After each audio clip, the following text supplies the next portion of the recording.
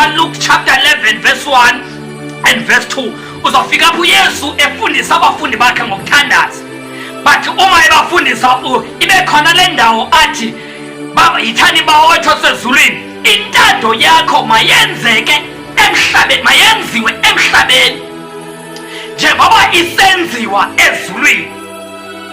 Kuyabonakala ukuthi umkhosi wasezulwini, ingelosi oGabriel ngitsho nekerubini neserafi, kuyabonakala ukuthi njengoba ziphila ezulwini ziphila kwintando kaThixo,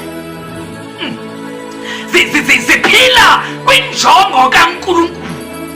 Actually azivuyeli nokuthi zisezulwini ingelosi, but zivuyela ukuthi zikwintando kaThixo. Libese sithi izwe ngoko, uNkulunkulu njengoba isenzeka intando yakho ezulwini mayenziwe nasemhlabeni.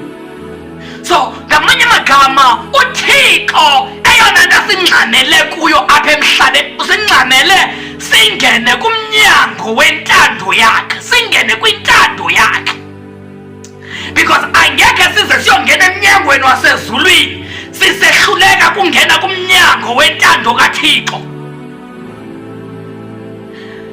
Intando kaThixo ikhona isemhlabeni phakathi kwethu, but izulu lisezulwini likude, izulu kuthi likude, but intando kaThixo isondeziwe iphakathi kwethu, i-around thina.